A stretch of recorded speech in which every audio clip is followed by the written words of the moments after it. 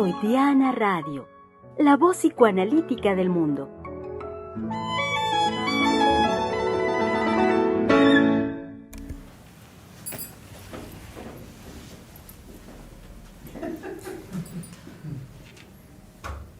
¿Nadie va a presentar el programa?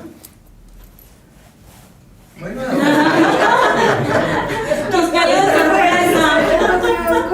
que no está el colega y lo hicimos presente en una ausencia, entonces a mí me parece que lo conveniente, lo indicado sería que una mujer, ¿por qué no, Ingrid? ¿Sí? Sí. Haga la presentación. Sí, el día de hoy, que es lunes 4 de agosto, estamos en Freudiana Radio, la voz psicoanalítica del mundo, esta vez por video. Eso, como ya lo hemos comentado en otras ocasiones, pues es algo muy diferente, porque también, digamos, así como la voz tiene su efecto, en esta ocasión también la imagen nos hace estar de una manera diferente. No, sí, nos han dicho, los pude conocer, los pude ahora reconocer, reconocer, y me da mucho gusto verlos. Sí. Entonces, bueno, la imagen es importante. Sí, y bueno, nosotros hemos estado en ese compromiso de una idea que a mí me parece que es sumamente original, pero también una idea de la doctora Heiser en cuanto a que nosotros hablemos de Freud y bueno, sobre todo, digamos, desde lo que nosotros como psicoanalistas podemos no solamente, digamos, ir a investigar, sino también lo que ya es en cada uno de nosotros una vivencia del psicoanálisis y cómo, ¿no? En este centro siempre ha habido como la intención y la militancia, lo podría decir así, ¿no?, de ser freudianos. Ah, sí. Una vez también adentrándonos a Freud, sobre la persona de Freud, también esto me parece que tiene la intención de que nosotros podamos hablar de Jacques-Marie Lacan, que es un psicoanalista, bueno, lo hemos tratado ya varias veces, pero que es un psicoanalista que se compromete al retorno del psicoanálisis verdadero o a la conquista del campo freudiano. A la conquista del campo freudiano. Ajá. Muy bien, pues aquí estamos y seguimos queriendo compartir con ustedes quién es Freud. Ahora, de una vez digamos, ¿quién es Freud? Nunca vamos a tener acceso a quién fue Freud y quién es, porque está, digamos, presente en nuestras vidas. Nosotros lo hacemos presente en nuestras vidas. Entonces, ¿quién fue y quién es? Bueno, nunca vamos a, porque no es alcanzable eso. Sería una pretensión hasta cierto engañosa, estúpida, ¿sí? Y falta de honradez, creer que porque vamos a la historia, porque vamos a los biógrafos. ¿Quién era el primero que no confiaba en los biógrafos? Freud. Y que decía, pues los biógrafos son unos mentirosos, porque van a querer decir de mí definitivamente lo que yo no soy. Pero sin embargo creo que podemos decir quién es Freud de alguna manera, como usted nos los ha dicho. Freud es psicoanálisis, psicoanálisis es Freud. Entonces, si el psicoanálisis en el descubrimiento de Freud del inconsciente, que eso no es alcanzable, se explica cómo lo tenemos en manos la personalidad, o quién fue Freud en sí. Pero lo podríamos decir así de esa manera, ¿no? No, y tenemos que jugárnosla. Es decir, esto que nosotros queremos compartir con todos ustedes tiene que ver con que haya definitivamente no una charlatanería al respecto del psicoanálisis freudiano, sino en la medida de lo posible y de lo trascendente podamos manifestar a partir de estar pues trabajando la historia de Freud, ¿sí? Compartir con ustedes, no una charlatanería al respecto del psicoanálisis, que eso desde la vida de Freud estaba ya vigente. Hay una alteración, perdónenos, ¿de qué se trata? Es Vero, vamos a ir a alcanzarla, está en una situación, no la entendí bien, me dijo es una emergencia, está en San Jerónimo, cerca de su casa, ella no le pasó nada, es un problema con el del taller. Ok. Vamos a ir a respaldar, yo te comunico después. Bueno, muy bien. Es que vi que había una emergencia y no me iba yo a quedar tranquila si veo que desaparecen dos colegas aquí muy importantes del programa y que van a atender una emergencia, entonces quise saber cuál era la emergencia. Bueno, continuemos. Entonces, ¿qué tenemos para hoy? Alan. Yo traigo un pequeño pasaje que creo que en la escena ¿Lo cautivó? me cautivó más que nada por la intensidad que transmite ese pequeño espacio de la vida de Freud. Ah, ok. Que fue que a sus 17 años su pasión por los libros lo llevó a una discordancia con su padre, que fue que Freud compró demasiados libros y no pudo pagarlos, y fue el padre el que lo respaldó, pero sin ese característico que al menos la biografía transmite, que su padre era sí en esa severidad pero amorosa. Ah, ok, muy bien. ¿Y por qué cree que se haya atrevido a Freud a comprar libros sin tener la posibilidad de pagarlos, de cubrirlos? Ay, a mí me parece como una cuestión muy significativa en Freud. Bueno, después podemos pensar en eso. Adelante. Y sí, o sea, dice, la única disidencia entre padre e hijo parece haberse producido cuando, teniendo Freud 17 años, se dejó llevar hasta el punto por su afición a comprar libros, que no pudo pagarlos. Bueno, a los 17 años está difícil. Que De no ser que sean los chiquitos, como en México, que venden chicles, que venden periódico, que ya trabajan. Y que pudieran tener cierto nivel de ingresos, o sea, a los 17 años, y menos en la época que le toca vivir a Freud, ¿no? Pues, ¿de dónde iba a tener dinero? Pero además era que Freud leyera y que además se interesara en el saber, en el conocimiento, era algo que era respaldado por el padre y por la familia de Freud. Sí, indudablemente, desde que él gana este premio, ¿sí?, por encima de todos los estudiantes de su época en el gimnasio, ¿sí?, pues ya los padres tenían por quién apostar verdaderamente, porque es un premio sobre el, podríamos decir, no la calificación, porque eso es lo que me molesta, a mí me incomoda, ¿no? Porque es una evaluación grosera. Sin embargo, pues es lo que tiene la academia para evaluar. Y entonces es el nivel más elevado, no de una calificación, sino de un pensamiento. Ajá, sí. Sí, ahí está ya el pensamiento. Pero el pensamiento no se puede evaluar. No hay unidad de medida para evaluar el pensar de nadie, por cierto, de nadie. Y eso es también para hacer una observación crítica a las pruebas psicométricas que quieren medir la psique humana con esos recursos verdaderamente vergonzosos.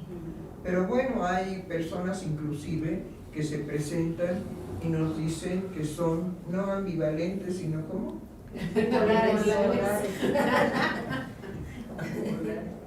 Son ambivalentes simplemente. Nada más quiero que me digan quién no es ambivalente. De hecho, en el momento mismo de las expresiones del lenguaje se va a ver que en la expresión lingüística está siempre presente la ambivalencia. Bueno, entonces adelante. Y esa pasión que a mí me cautivó en ese acto de comprar libros al punto de no poder pagarlos, lo fui siguiendo al grado en que él, en sus años universitarios, esa misma pasión que lo caracterizaba fue no quedarse simplemente en lo que la academia le podía dar en su formación como neurólogo, sino que se metió a 11 años de neurología, o sea, 11 horas diarias, 11 horas de neurología, después 2 de zoología, otras 2 de filosofía, y que así él fue incluso ganando esos reconocimientos y becas, pero fue porque nunca se quedó nada más con lo que le tocaba como médico, sino que su pasión lo llevó justo también a estar dentro de muchos ámbitos de esa academia, pero no desde una sumisión de decir, bueno, eso es lo que me va a definir o va a tener un impacto, sino que él era el que podía transformar la investigación que él podía hacer en los diferentes campos que estaba, y que era reconocido por eso, que a la primera persona que se le dio el reconocimiento por medio de la beca que se abría era él, justo por esa pasión que siempre lo caracterizó y que sus maestros lo identificaban, pero que fue por eso el summa cum laude del premio, del reconocimiento, de esa pasión que a Freud pues se ve incluso en los trabajos, que no se queda nada en una explicación, sino él toma de eso que él pudo comprender y pudo abstraer y poder crear algo completamente diferente, como lo fue pues el psicoanálisis. No, sí, indudablemente.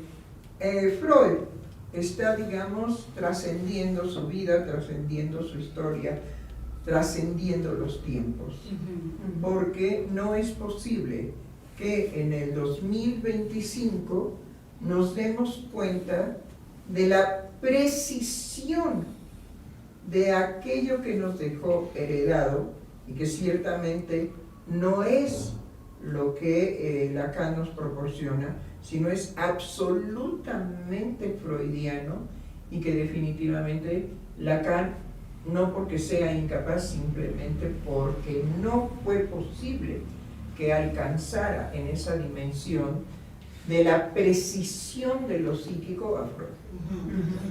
Lo psíquico sigue perteneciendo a Freud y no a Lacan. Y Lacan siempre reconoció que, bueno, que él no era delirante, que el delirante era Freud. Pero esos delirios de Freud no son en el sentido, digamos, de que Freud fuera un psicótico, sino de que el delirio también es un medio de creación. Sin el delirio podría ser muy difícil que nos imagináramos el universo entero que nos rodea, porque necesitamos delirarlo para poder tener de alguna manera un alcance al universo que nos rodea. Bueno, ¿qué más? ¿O quién más? Yo, doctora, porque ahorita lo que decían de esto del premio de summa cum laude, sí, pero previamente a eso, desde que Freud nace, estaban sobre él las esperanzas de la familia. Bueno, primero porque la madre lo amaba, pero además nace con una característica que es que tiene una membrana en la cabeza, y entonces eso es de buen augurio. Entonces no nada más era la familia la que ponía esas esperanzas en él, sino que la misma gente en la calle, cuando lo veía y lo veía de esa manera con la membrana, le decían a la madre que, que su hijo iba a ser importante o que estaba hecho para la grandeza. Entonces, previo a que todas estas cualidades de Freud se desarrollaran, había el amor de su madre, que lo destinaba como el hijo amado de su madre a triunfar, y estos augurios que venían pues, de la gente que veía al bebé, ¿no? Con esta cuestión de la membrana. ¡Qué horror! Sí. Me hubiera dado definitivamente asco y horror de que un hijo mío tuviera una membrana ahí en la cabeza. No, no. Las membranas no son bienvenidas. Son de alguna manera repulsivas. Sí.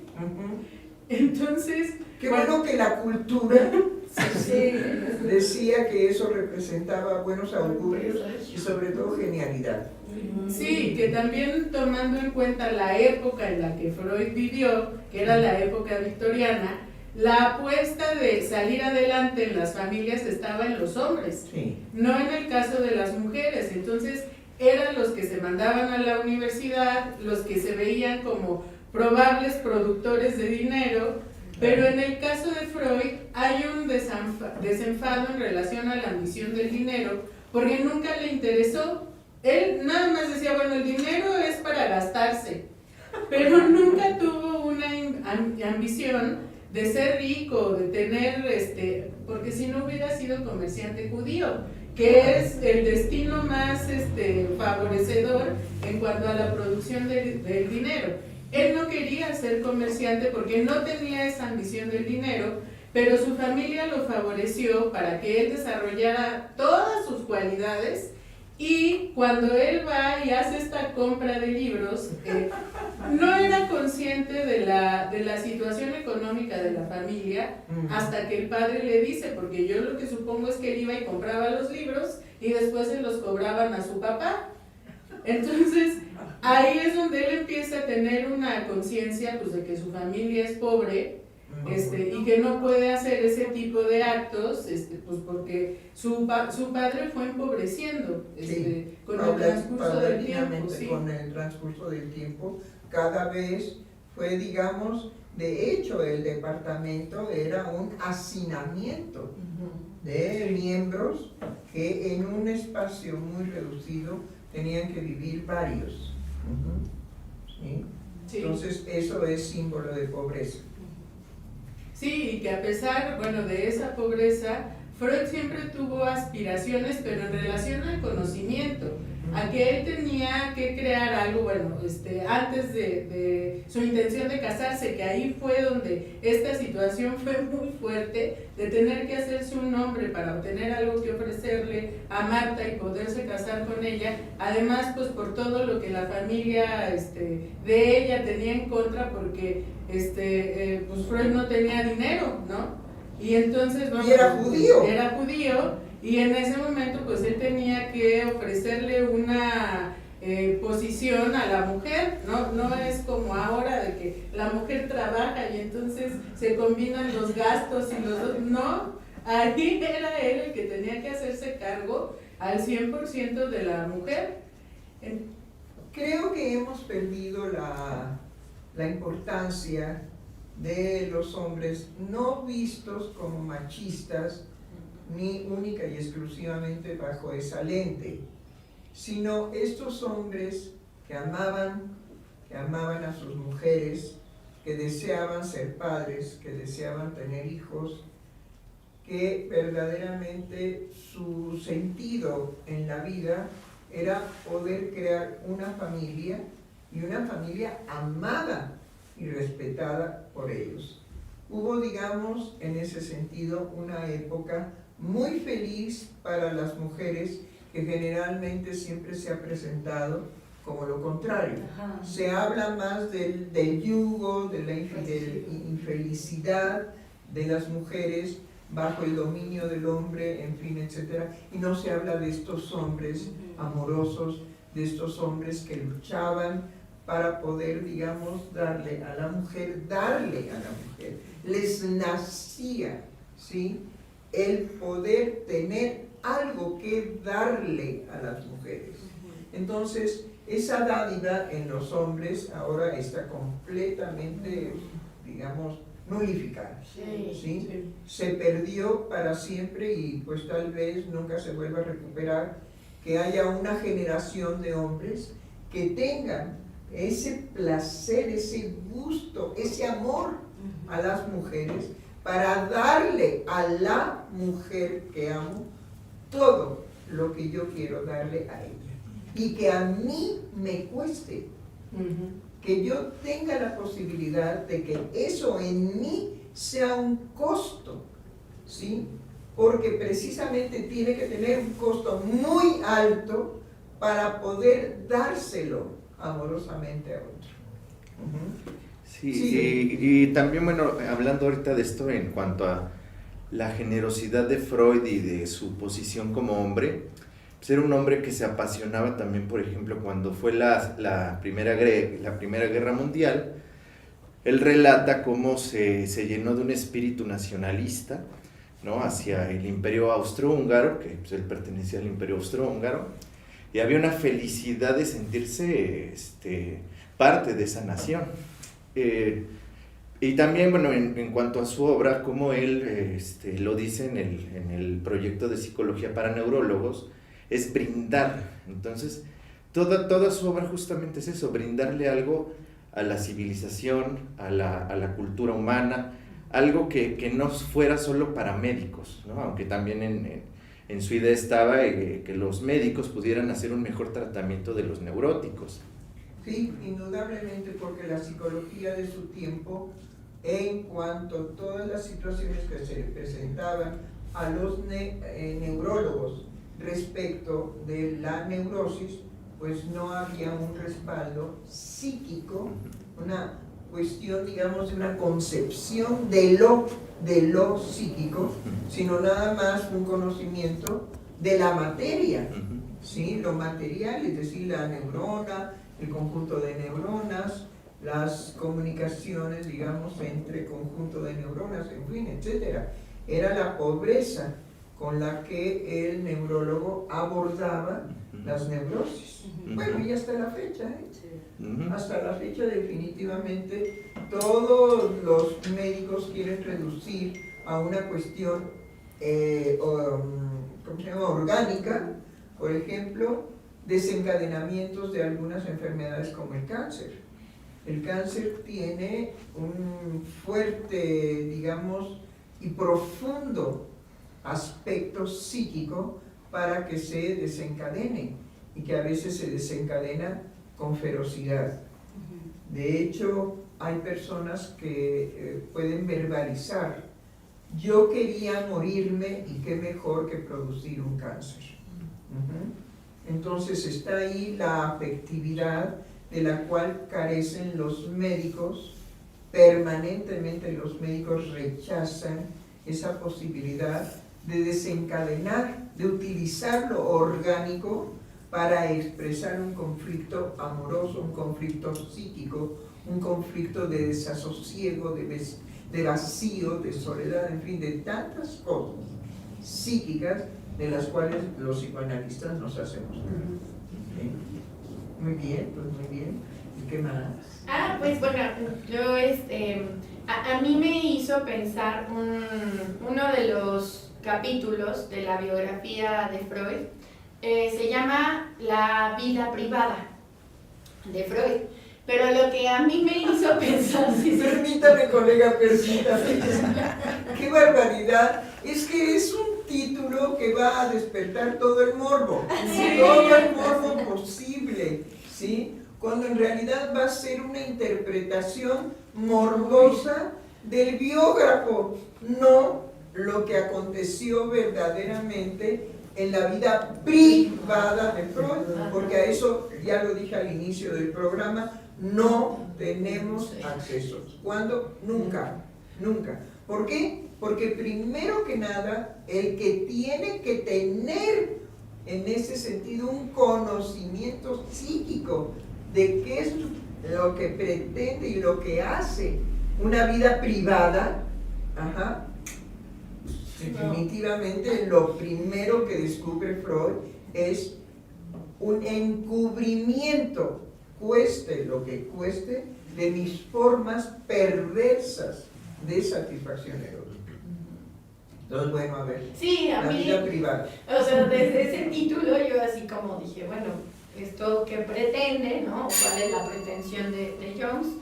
Y a lo que pude, digamos, llegar es que así como es Freud y el psicoanálisis, ¿no? Y que es uno mismo y en un continuo, aquí en el capítulo de la vida privada, a lo que hace referencia Jones, que es el autor de esta biografía, es que habla acerca de las amistades que tuvo Freud, que eran amistades muy cercanas para Freud, que sobre todo, digamos, lo que los hacía cercanos era la búsqueda de ciertos conocimientos. Por ejemplo, habla de un amigo suyo, muy desde la adolescencia, que es la manera en la que puede creer Jones, ¿no?, que así fue como Freud aprendió el español, leyendo a Cervantes, pero también con esta amistad, con este amigo, y que hicieron inclusive una sociedad de español, ¿no? Y que eso era como el tipo, o sea, a mí lo que me hizo pensar fue, pues claro, ¿qué van a decir de la vida privada de Freud? Sería ¿no? Así como aberración decirlo. Bueno, que a lo mejor era homosexual. Pues sí. Sí, el morbo. Sí, lo tiene que ver principalmente con algo que me proyecta a mí en la persona del otro. Y no. No, doctora, hasta eso la verdad me parece que lo plantea así Jones, en esa búsqueda, ¿no?, de un conocimiento, en ese apasionamiento por el saber, ¿no? Porque pues, o sea, también el aprender español, pues no era como vamos a ir a mi curso de español, ¿no?, sino era como él iba acercándose a eso. Y también cuando precisamente habla de toda la parte de sus ingresos y de cómo les ayudaban y demás, cómo les ayudaban generosamente tanto a Freud como a Marta, Freud por sus amistades, digamos, más cercanas, y porque él decía, yo no sabía el valor que yo tenía para estas amistades, ¿no? O sea, también cómo se dignifica, yo pienso, la forma de el dar ese dinero. Decía que también a veces pues lo incomodaba que le prestaran ese dinero, que le dieran ese dinero, pero cómo entrar, digamos, en esa dignificación por el valor que las personas tenían hacia con Freud por el pensamiento de Freud, ¿no? Claro. Sí. Y eso me hizo recordar, estaba leyendo en la obra de Freud, cuando llegan los militares a su casa. Ay, qué horror. Eso fue horrible porque aquí Ernest Jones dice, en el momento que llegan todos, casi un ejército, y todos armados, y entonces cuando Ernest Jones le dice a Freud, tranquilo, dice, no estás solo. La frase que me encantó, si yo hubiera sentido estar solo, ya hace mucho que no estaba aquí. Bueno, esa frase dije, wow. Es una forma como él, no sintiéndose nunca solo, y toda su obra, como lo dijo Omar, ha sido para la humanidad.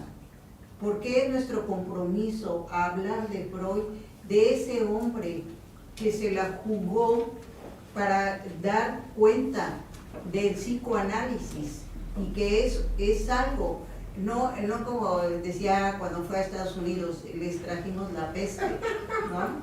Entonces, pero sí toca momentos y situaciones álgidas el psicoanálisis, en el propio análisis, pero no se ha quedado el psicoanálisis ahí. Si realmente ustedes nos han escuchado que el psicoanálisis no está nada más inmerso en esa experiencia analítica, estos alcances del pensamiento de Freud ha permeado todo un siglo y sigue vigente. Es decir, aquello que Freud sintió, no estoy solo, es porque piensa y dice, a mí lo humano es lo que me interesa. No, y así fue, definitivamente. Pero creo que podemos analizar esta crudeza de Freud de nombrar aquello que no se nombra, aquello que políticamente es incorrecto. ¿Sí? Y entonces daña brutalmente a la sociedad el que no exprese y que no inserte en lo social la intensidad verdadera de sus afectos, cuando pueden ser, digamos, muy desagradables para el resto del grupo social, ¿sí? Es decir, necesitamos impregnar a la sociedad, no de una política de corrección. Fíjense lo que dice, correctamente políticos, ¿sí? Entonces te aguantas. Sí. Y el aguantarse ya sabemos lo que definitivamente produce. Lleva al hombre, al ser humano, a la desesperación y al crimen. Entonces no hay una sociedad que permita y que le dé soporte precisamente no a lo correctamente político, sino a la política que tiene que haber y que tiene que soportar una sociedad y que no puede ser correcta. ¿Sí? Si fuera, digamos, correcta, entonces la violencia natural de la especie, ¿hacia dónde se dirigiría? Si fuera correcta. Bueno, es un imposible y es una estupidez solicitar eso, ¿sí? Cuando un ser humano se violenta, acabamos, digamos, de tener una experiencia de una persona familiar mío que se topó con un sujeto que venía alcoholizado y que violentamente se bajó del coche y le dice a mi hija propiamente, me pegaste y me tienes que pagar, ¿sí? Entonces mi hija le dice, no, fue usted quien se cerró, quien se me cerró, y que indudablemente si hubo algún contacto entre los coches fue porque usted lo provocó.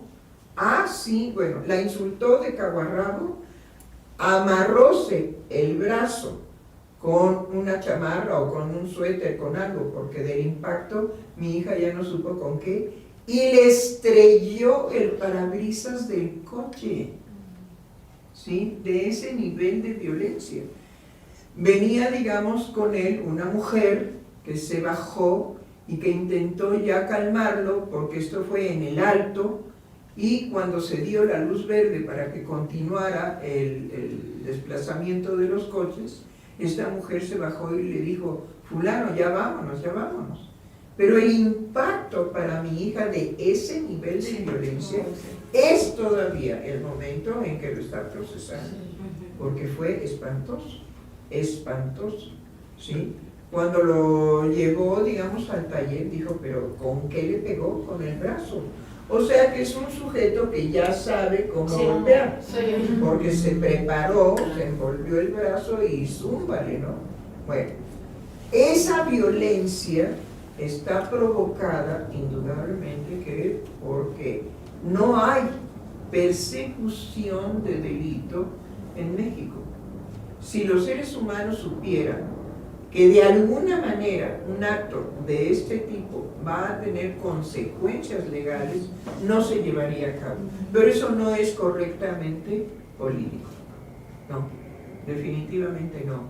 La violencia en la sociedad tiene que tener una canalización adecuada, porque si no nos desaparecemos como especie y hubiéramos desaparecido.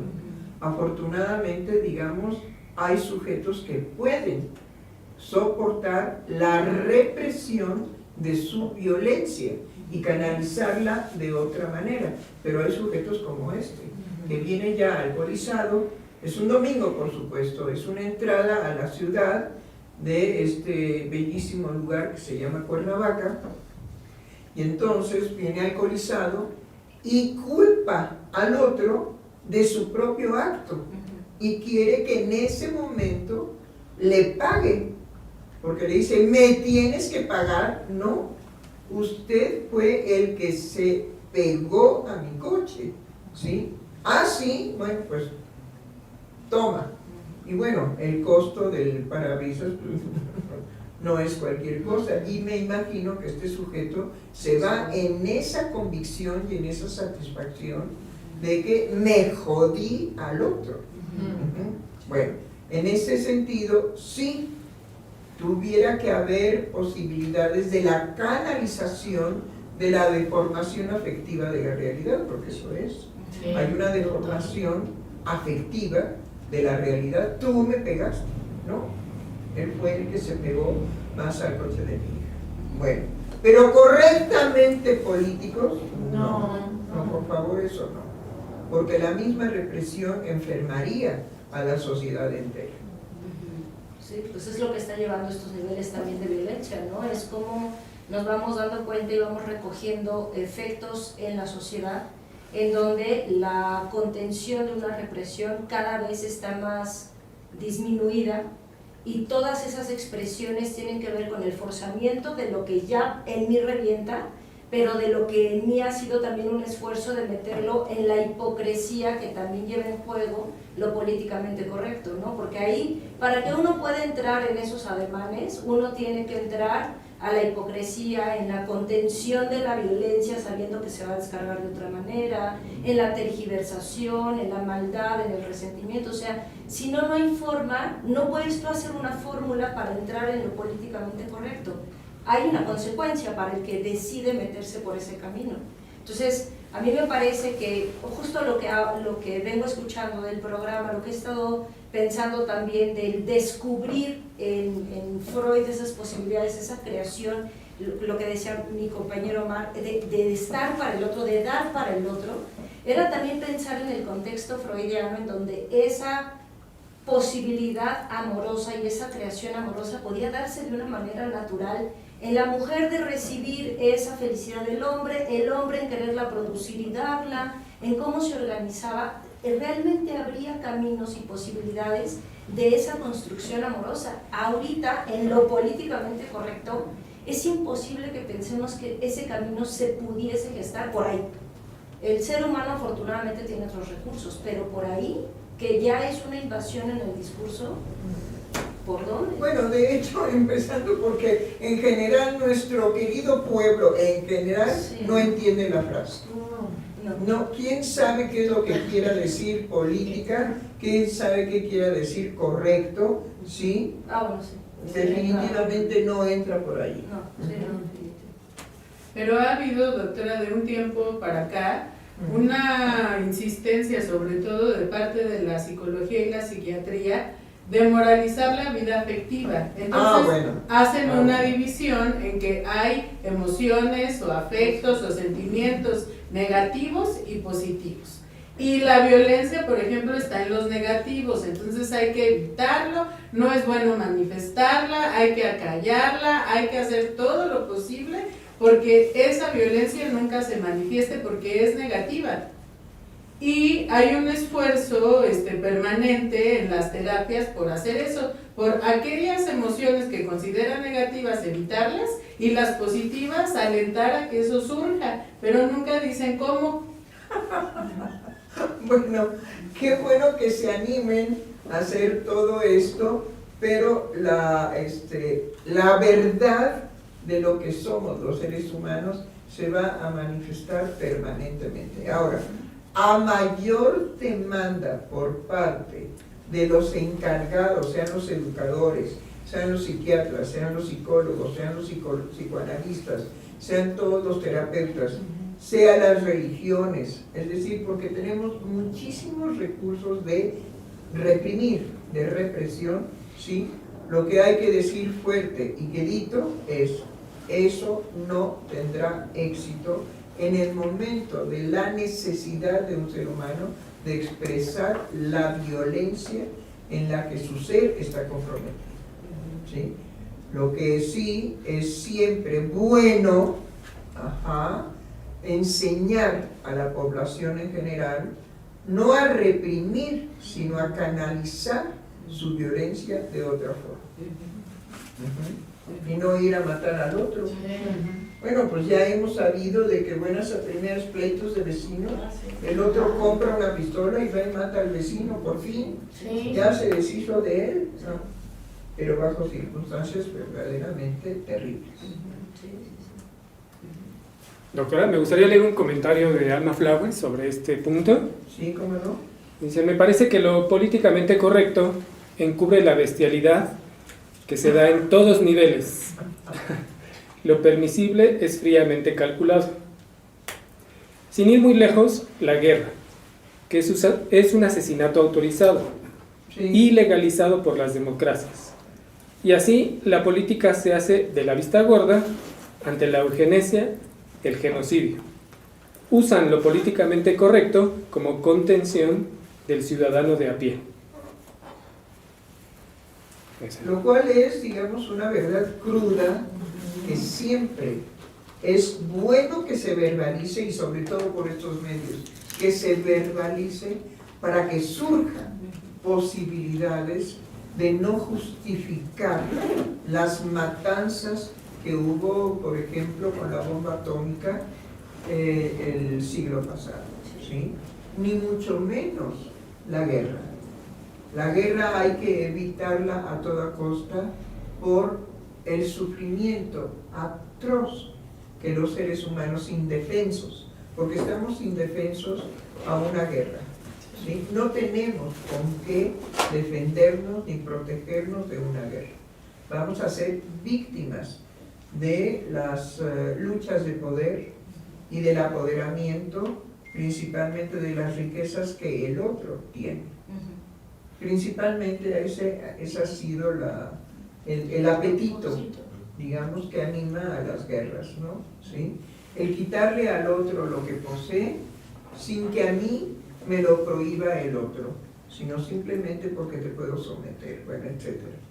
Es terrible hablar de la guerra, hablar de los genocidios precisamente, y de cómo están disculpadas las guerras, en donde verdaderamente el sufrimiento es incalculable para los seres humanos que las tienen que vivir. Entonces sí, pues muchas gracias por el comentario, porque sí, nos recuerda precisamente los genocidios, ¿sí? Y que no se han desaparecido. Esperemos que la humanidad en algún momento logre no recurrir a la guerra, pero también no recurrir a ese, digamos, apoderamiento de lo que el otro posee, y que no quiero que le pertenezca a ese otro.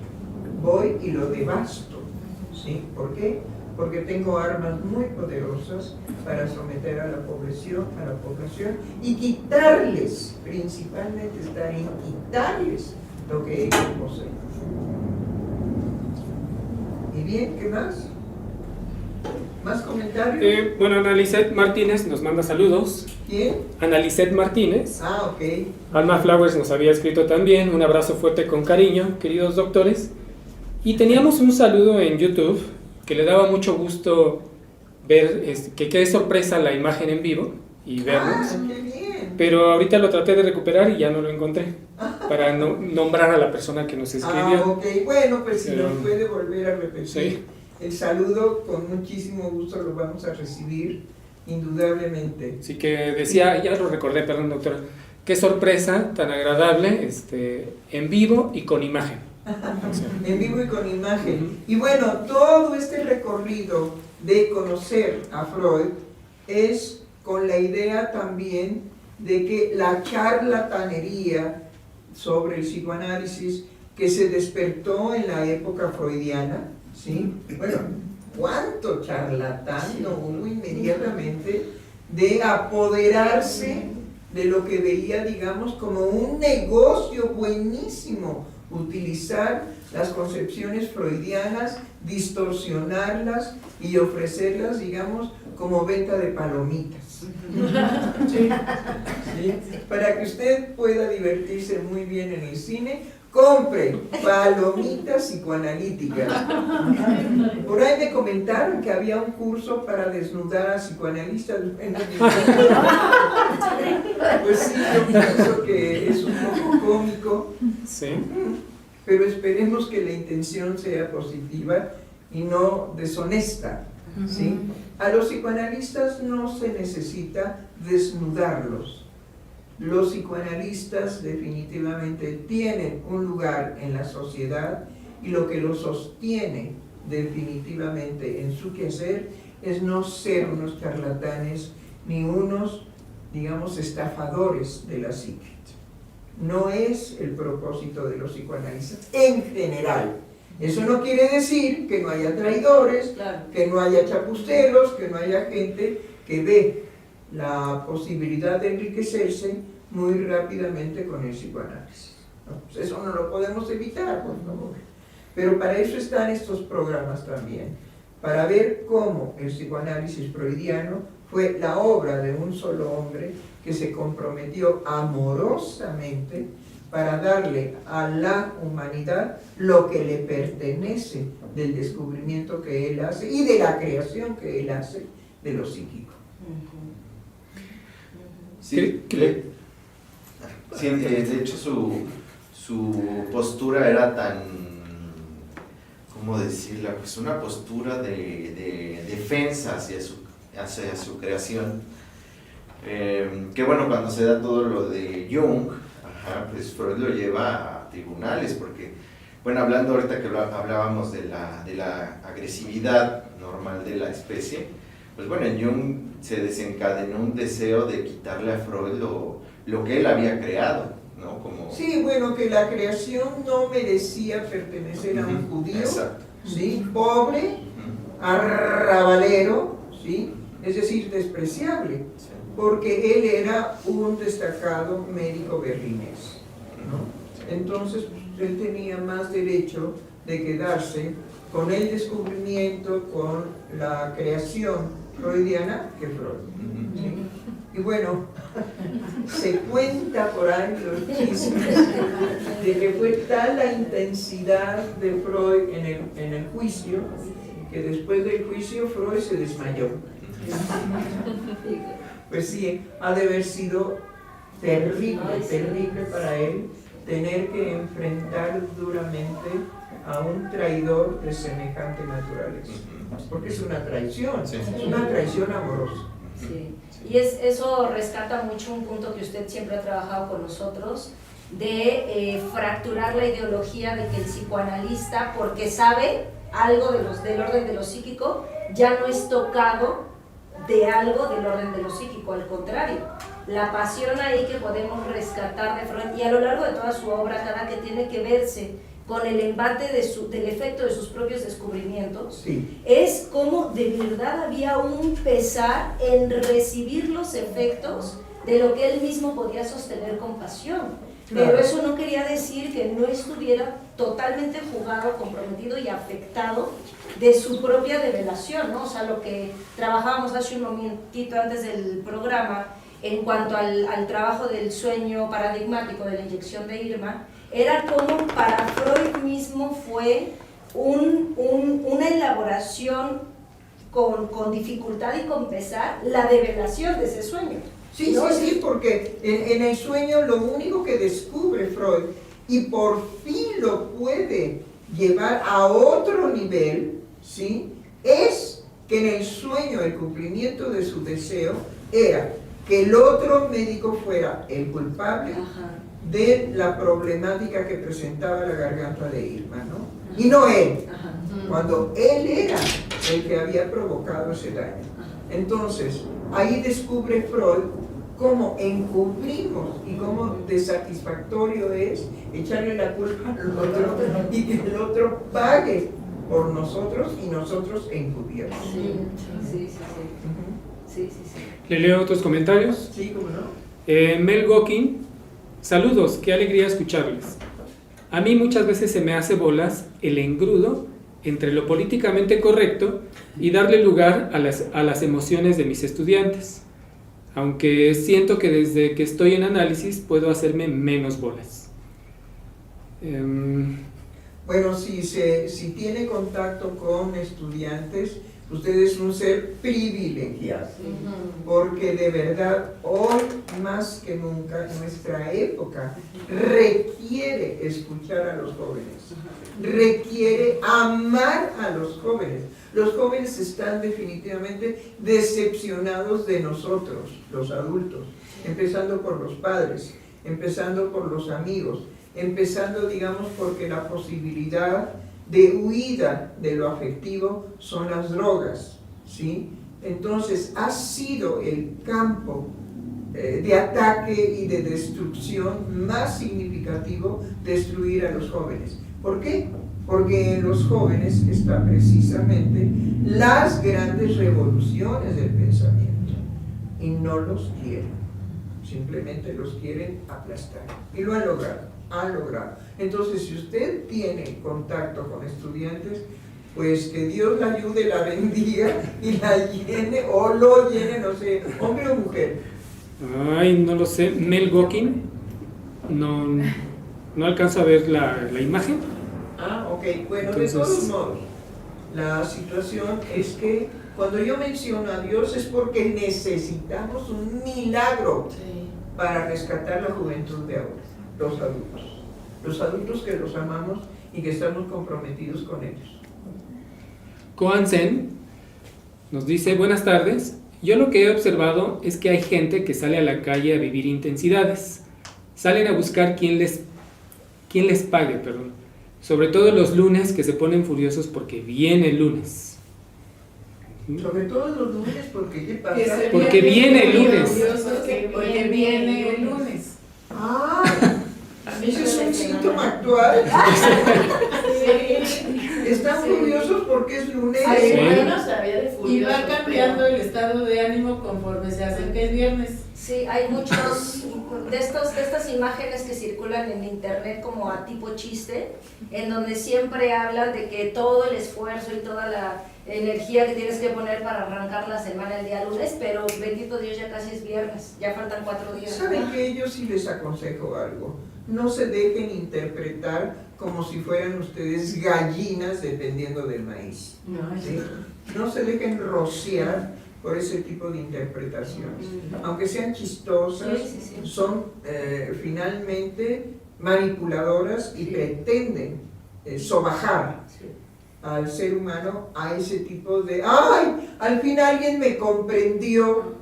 ¿Sí? No es verdad, definitivamente no es verdad. Y vayamos descartando que sean estas vulgaridades, porque es una vulgaridad, lo que puede hablar y decir de nuestra vida afectiva. No, definitivamente no. Combátanlas. Ay, que el lunes, el esfuerzo, ¿cuál esfuerzo? ¿Cuál esfuerzo, por Dios? Es la alegría de vivir lo que nos tiene que animar, el enfrentar las vicisitudes de que ya se acabó el domingo. Es decir, no creo que tengamos que hacer un duelo de que se acabe el domingo y se inicie el lunes. Un duelo semanal.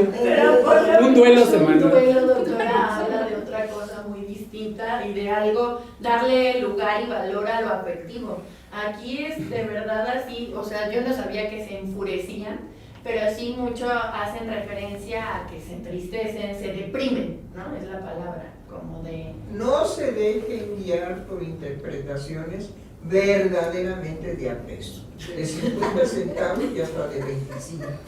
No, por favor, tengan respeto por ustedes mismos en relación a su afectividad, ¿sí? Definitivamente no creo que sea conveniente que, ¡ay, sí, al fin me entendieron! Yo soy de esos. No somos de nada de esos. Tenemos que protegernos y defender nuestra afectividad porque es verdaderamente un tesoro y un reino que no podemos jugárnoslo, ¿sí?, a semejantes habladurías. Seamos serios. El lunes. Hay que hacer un duelo porque ya se acabó el domingo. Pues cámbienle de nombre, tan sencillo como que no digan domingo lunes, ¿sí? Pónganle jueves viernes.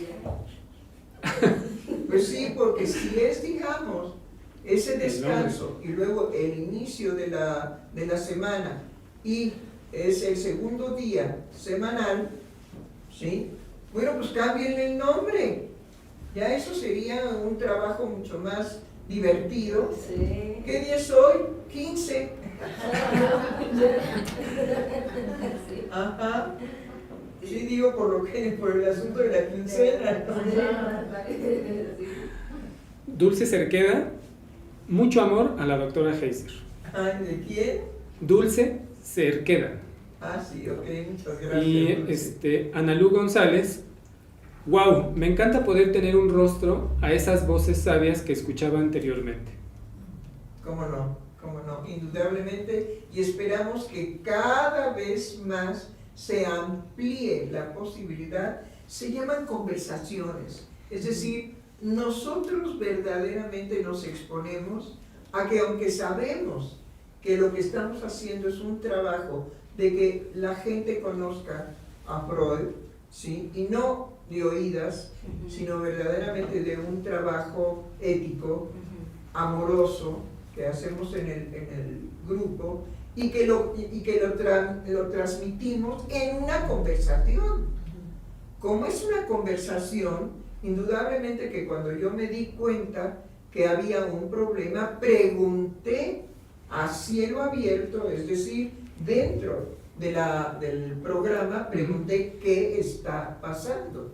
¿Por qué? Porque vi el evento de una intensidad desordenada, y definitivamente a mí, como esto es una conversación, y si yo tengo que abandonar la conversación porque hay algo que me reclama, no me voy a quedar aquí, eso se los digo, no me voy a quedar aquí prisionera, porque esto sí tiene un valor y entonces yo estoy ya jodida de que ese valor tiene que ser primero que una situación crítica. No.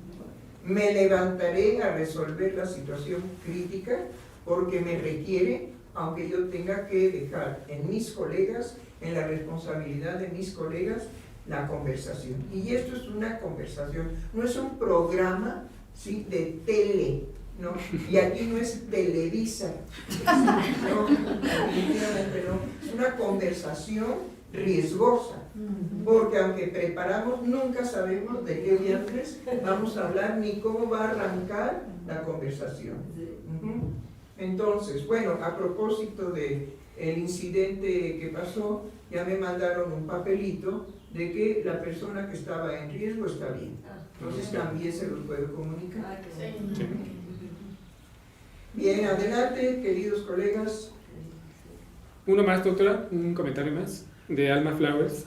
Les quiero compartir, en la obra de El cerco de Numancia, un pueblo decide suicidarse en masa ante el cerco que los tiene en hambruna. Es una obra de Cervantes, ya desde ese entonces y más vigente que nada. No lo ubico. Yo tampoco, doctora. Estaba haciendo el esfuerzo, pero... Ajá. Bueno, tenemos derecho a la ignorancia. Pero la ignorancia es muy importante también reconocerla, en cuanto que este tipo de cosas nos anima a ir a investigar al respecto de esto, y que pues le agradecemos muchísimo a Flower, ¿no? Sí. De que nos incite y nos provoque, bueno, porque nos considera cultos. O sea, a lo mejor tenemos una incultura desconocida. Sí. Ajá. Pero la podemos sostener. Sí, doctora, son todos los comentarios. Son todos los comentarios. Bueno, muy bien. ¿En qué tiempo estamos? Es la 1. Es la 1. Bueno, estamos a muy buen tiempo como para decir hasta la próxima, y nos da mucho gusto que cada vez tengamos mayor audiencia, y ya saben que los programas de conversación quedan grabados y los pueden consultar definitivamente más tarde. Que les sea leve aquello que puede ser dificultoso.